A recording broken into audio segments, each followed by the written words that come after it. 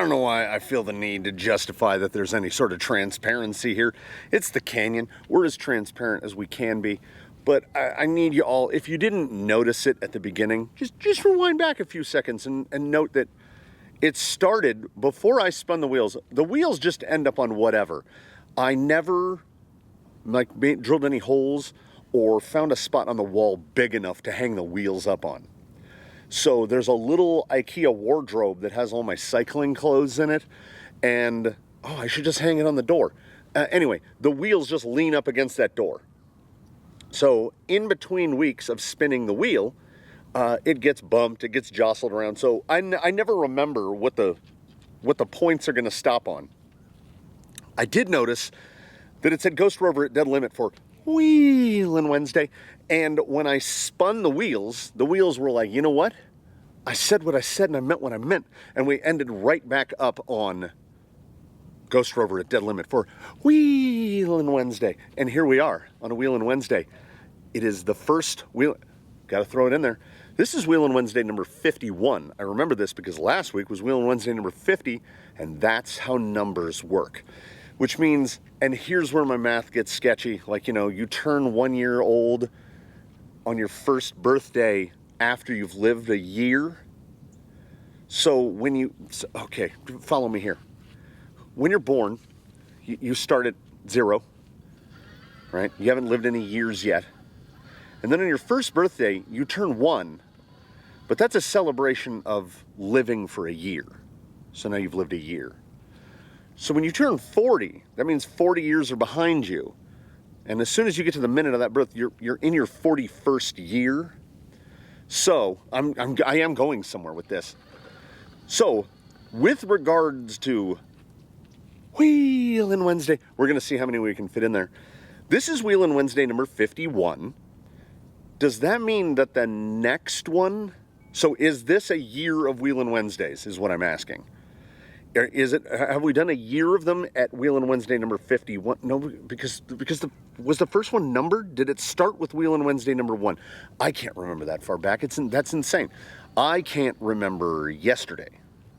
Because for a fraction of a moment, I thought, well, if this is the 1 year anniversary of Wheelin Wednesday, we got to do something different. And then the other part of me argued straight back and was like, is this the 1 year anniversary, or is that next Wheelin Wednesday?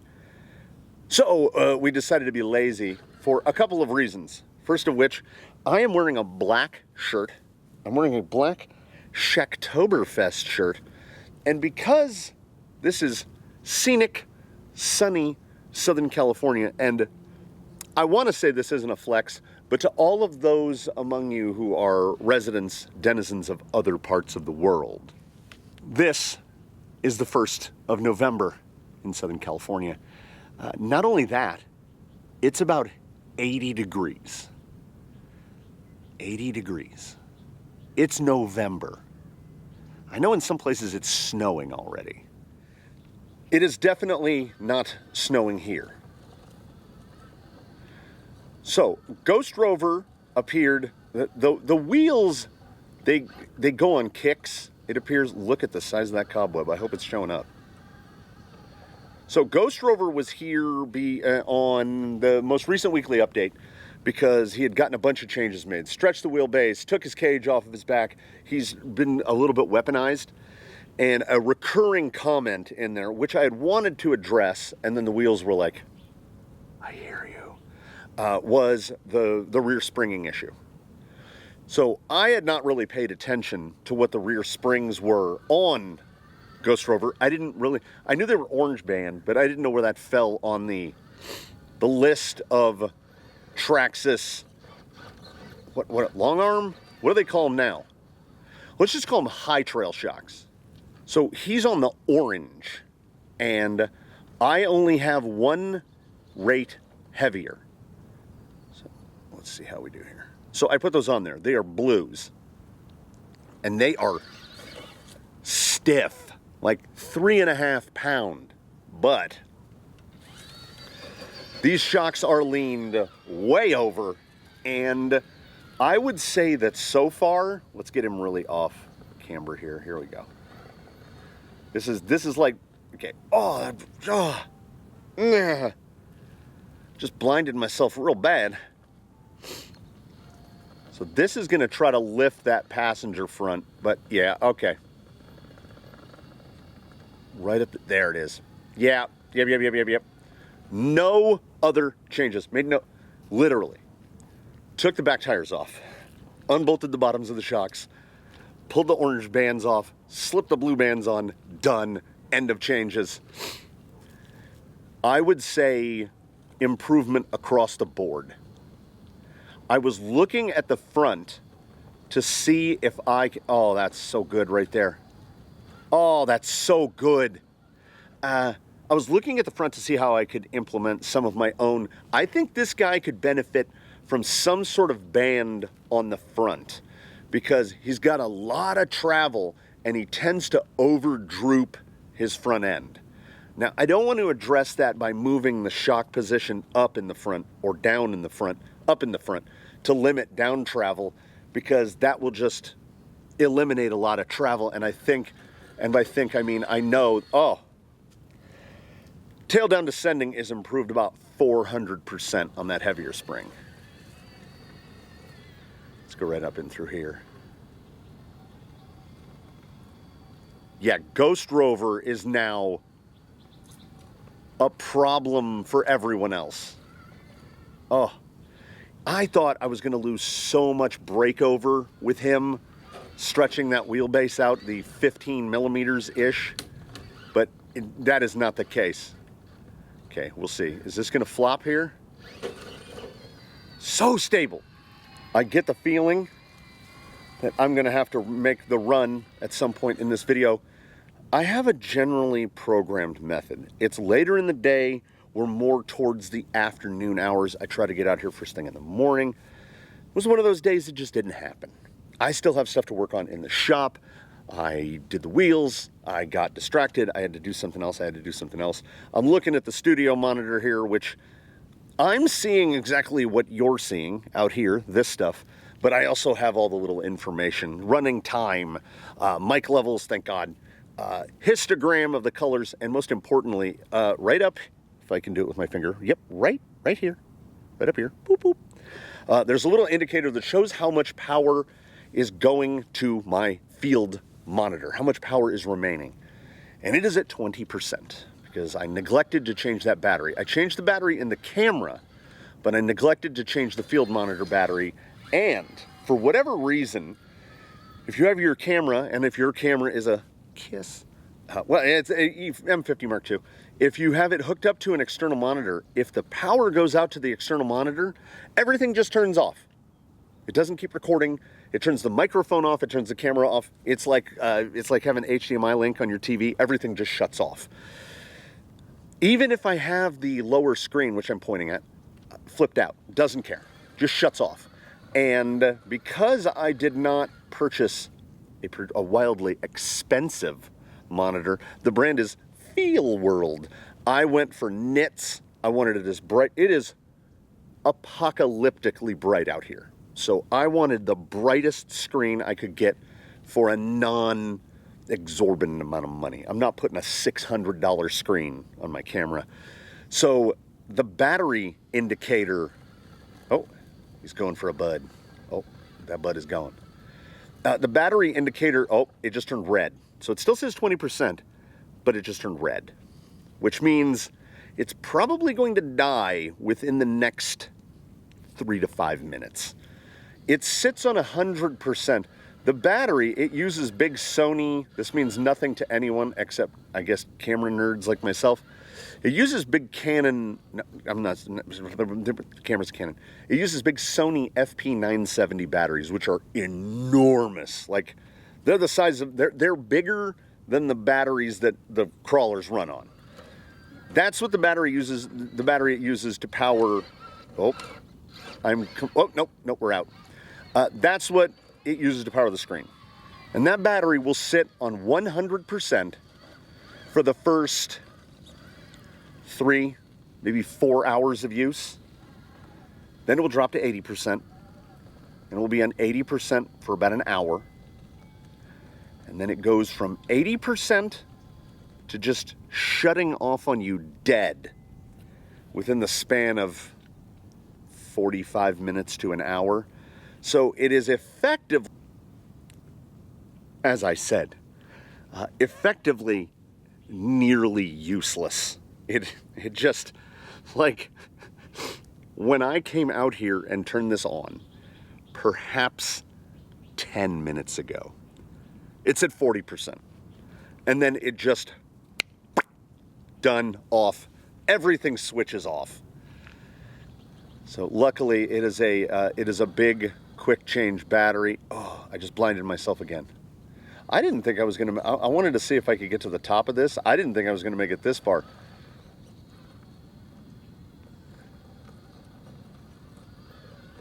Okay, so to anyone, I was hoping I could honestly get that to pirouette all the way around.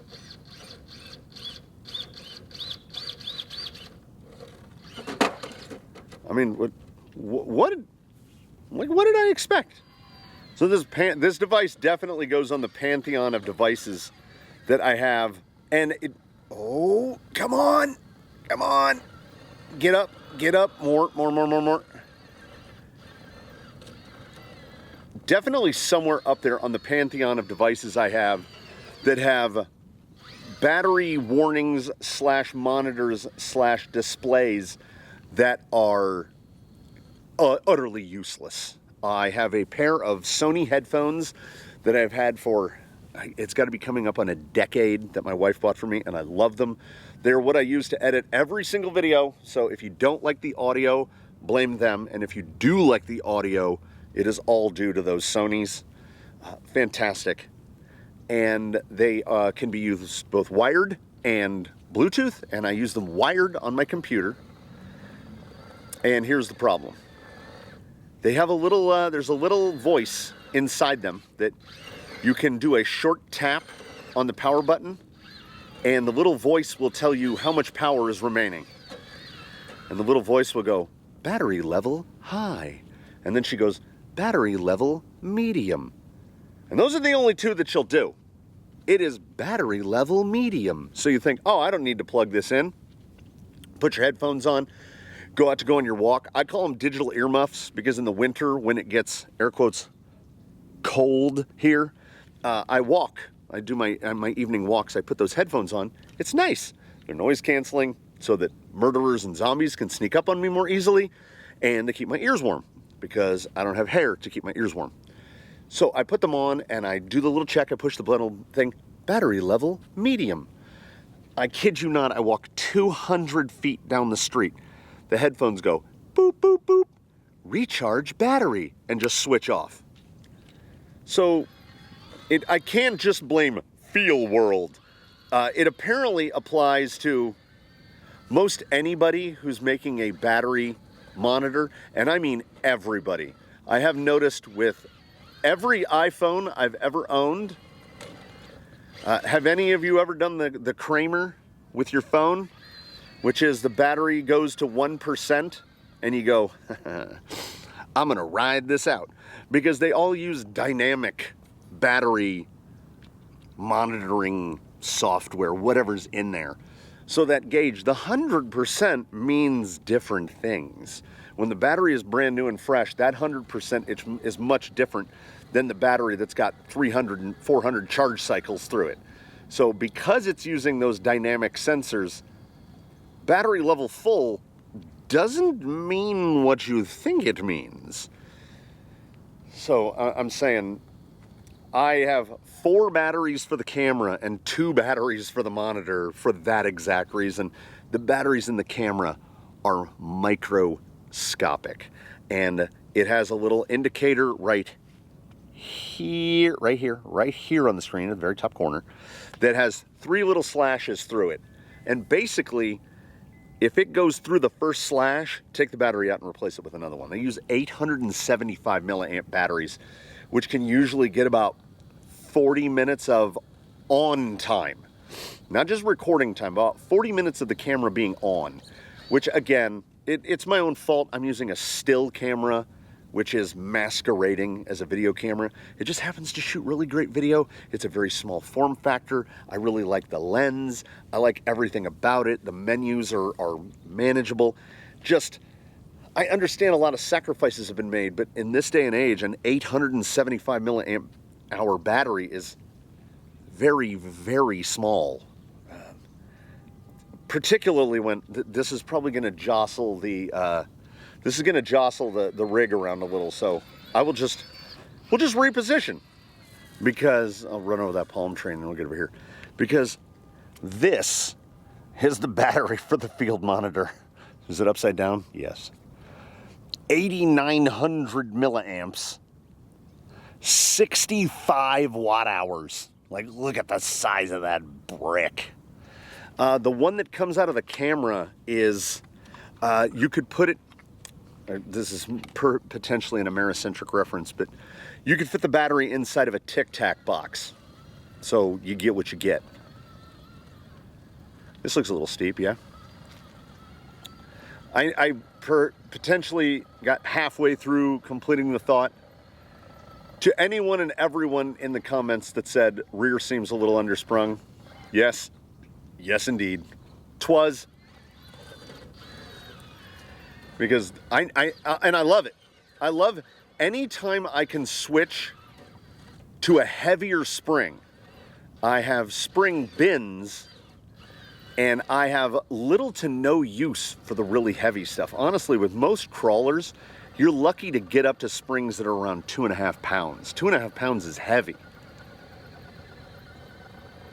Traction hop is effectively minimized. I'm trying to clean some of the scrub off of there. His tendency, like that tire is way up in the air. His tendency to flop back is radically diminished. The inserts feel better. His descending down feels outstanding. I think amazingly, he's still sitting quite level. I would have thought that the rear end was going to pop up, but I guess we're running, I mean, look at the angle. Look at the angle on that shock. I think we're, yeah. Again, this is something that I should have considered at the time. I pushed the rear axle back 15 millimeters. So yeah, the shock is gonna lay down a lot more because I moved the shock. There's a ton of shock holes, most of which you can't see because they're kind of hidden under the body. But I just moved, I do my holes 5 millimeters apart, and I moved the shock mount back 4 holes. So I could effectively run, he's running, high trails are 110s, yes? So I could run like 140s on the rear on here, but we're not gonna mess with it because honestly, he's feeling real proper, and my only real worry was breakover. And breakover seems to truly have been minimally affected. Oh my. No one has driven through this since Monty Montana was finished, and we may have done a thing. Part of it could be that I can't see. I cannot see what's happening. You know what? You all mostly can't see what's happening either. So we'll change our latitude and our attitude. Okay, I see what the problem is here, all right? Back out here. So I think now, to get through this, you gotta come real high. Oh, I see another line to try. I think this is gonna grab rear end. I think portals might be able to clear that side, but I don't know. I think we need, is it possible to keep a wheel up on this ledge? Because that little tuck side there, or is this gonna flop him? I think, okay, we're gonna try stay up. Stay up. Cab is pinched. Cab is pinched. All right. Is this possible? Ooh, that's real sandy. Ooh. Okay. There's a little crossover that doesn't seem that difficult, but I think with the recent changes and additions, Ghost Rover is definitely in the top 5 Canyon top 5, potentially Canyon top 3. It's tough competition up there, but staying up on this, and we're not out. Oh, it's tough competition out here when you get up into. I guess the applicable term is the best. When you get up into the best of them, who are the best of them, you ask? Well, I would say that maximum capability is brought about mostly by, it's wheel time. It comes down to wheel time. Who has had the most hours put under them, which has in turn translated to the most productive changes made to them. Like the geometry is sorted, the shocks are sorted, the tires are sorted. Argenum, the Zoku Phoenix, certainly in the conversation. Daphne the Sport, not just as a conversation of nostalgia related, not just because she's one of the Canyon OGs, just very capable as a platform and as a rig.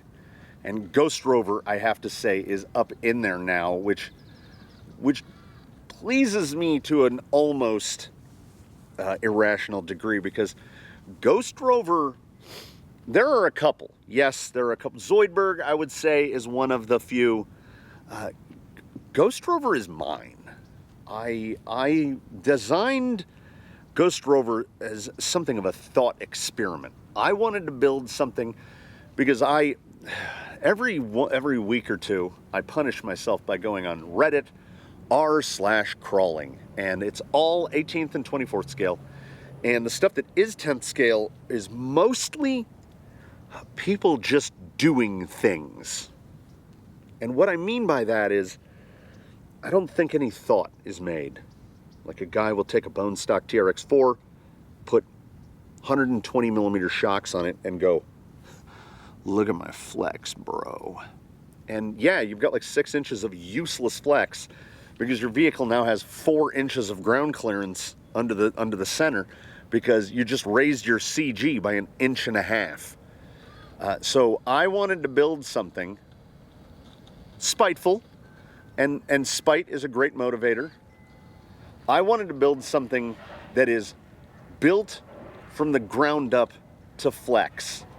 And that's what Ghost Rover is. I'm watching that front tire, and his anti-squat value is so high now that even with that tire lifted up, it doesn't transfer to the rear. We just get that little slide. Oh, you've got to be joking me here.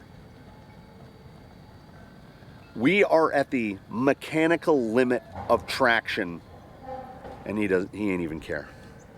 He ain't even care.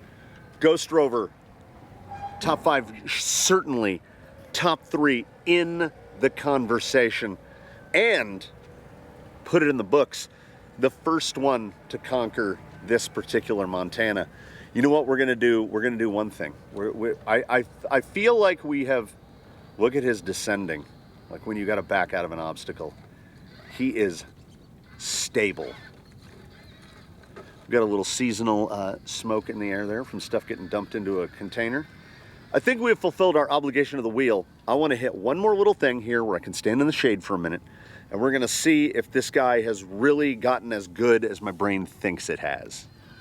So right over here, in between two of the Montanas, and technically, Hannah Montana is her own thing, a separate entity. But technically, 3 of the 4 Montanas and the entirety of the complex that is the slot machine all exist within the complex that is called Dead Limit. So we are still mostly sticking to the script, because this, the V-notch, all of this is technically inside Dead Limit. Oh man. If that can pull, give me some there. Okay, that is on the list of Canyon hardlines. That's a tough bit. Here's a question for y'all out there. I have one more set. Ghost Rover is currently fitted with a Stealth X in standard configuration, non-motor forward, none of that, because it kind of won't fit. Otherwise, I couldn't put a forward motor adapter. I have one. I have a forward motor mount, but I don't think it will fit. I think his links are in the way. Here's the question. I have one more set of, ooh, I brushed against, oh. At some point when I went in to rescue him, I got right into that Palo Verde, and she got me. She got me good. I have one more set of the Element, the big Underdrive, 18%. Now, from what you've seen of the Rover today, of the Ghost, what do we think happens? Uh-oh. I'm getting some really bad parallax here. He has maybe the ultimate in self-retrieval. This guy can get out of anything. What do we think happens if I pull the 12% out of here and I put in 18? Does it improve? Is it a lateral move? Does it get worse? Is he close now to don't mess with it at all? I need to find, there is a spot on here that has grip. You kind of got to get under the bridge downtown. Could not get enough. We got to get that spot to get up above that lip. In between the wheelbase right here. Can we bump it? Yes, we can.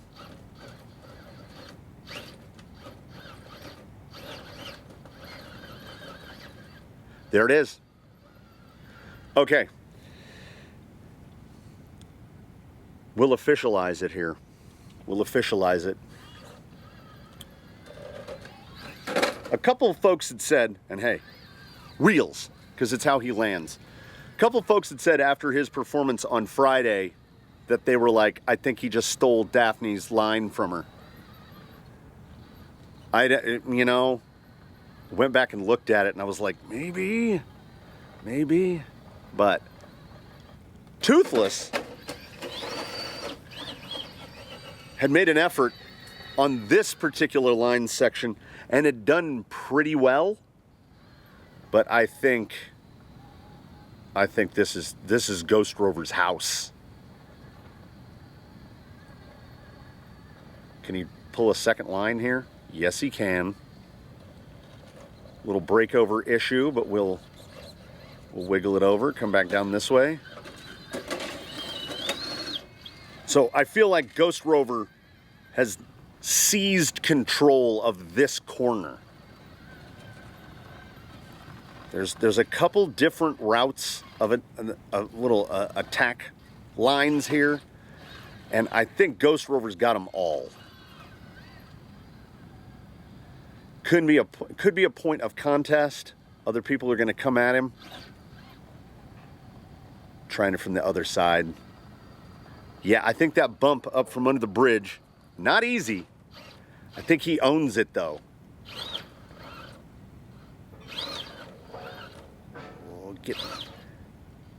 Oh, that was beautiful.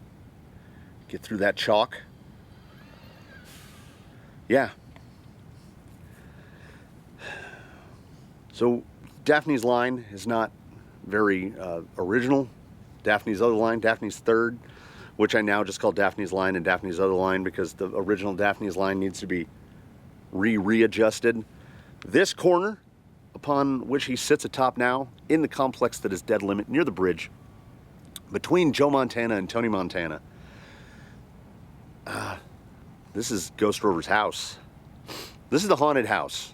This is the haunted house right here. This is for ghosts only.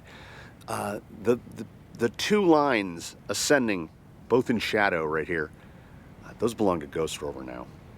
Ghost Rover is weaponized, and I don't know. You can shout it out in the comments. Will more Underdrive help? I don't know. He's real good with the 12. Did it look to anyone at any point in those climbs like he needed anything that he doesn't have? I have another spy. When it gets real steep, I also want you to take in, oh, like right here, nothing. I want you to take into consideration that as outfitted, kick skid hanging a little bit, we'll do a little bump over. As outfitted, he can run 3S, 4S. We could just drop a 4S in there and he could run it. I think that might be too much, too spicy. Because on 3S, he is ridiculous. If anybody saw any holes in the traction profile, shout them out below. I think the spring change made a world of difference. And all y'all had to do was tell me like 10 times. And then I actually did it. I think the inserts are perfect. I think his offset is perfect. I think his motor and his servo and everything. Aside from the little poke in the back of my brain that's poking at me going, well, maybe if you try more overdrive. What about more overdrive? Underdrive. You know what I mean. I think leave it alone. Leave him alone. Maybe leave him alone. Let me know in the comments. And we've had enough. I'm amazed. In this heat, the direct just beating down on the camera, we've all done pretty well. I'm barely throwing up a schwitz. So, I'll take this opportunity for the Ghost Rover and I to thank you for joining us for yet another Wheelin' Wednesday. It might have been the anniversary of Wheelin' Wednesday, or maybe next Wheelin' Wednesday, number 52 is the, I don't know, because number 52 a full year, and then the one is 53. I don't know, because did we drive in the one where I built the wheels? I don't remember. Anyway, we're close to a year of Wheelin' Wednesdays, one way or the other, or maybe this is a year of Wheelin' Wednesdays. And we thank all of you so much for joining us for this one. I would like to state here in the last 45 seconds or so that I used that $2 from each shirt sale. I ordered my very own sweatshirt, which I could not wear for probably the next 2 weeks. I ordered my very own sweatshirt from Cafe Press that says Crawler Canyon on the front, and nobody watches Wheelin' Wednesday in the back. Only the hardcores, only the OGs, only you folks sitting right here, right now that have made it till this point in the video. You guys watch Wheelin' Wednesday. To the nobodies, to the Canyon Arrows, thank you so much for joining me. Please do comment below. Please like, subscribe, consider a Canyon t-shirt. I made $2. Consider channel membership, etc., etc., etc. We'll see you in the next one. Thank you so much for the very last time. Ghost Rover, it is time to take our haunt elsewhere.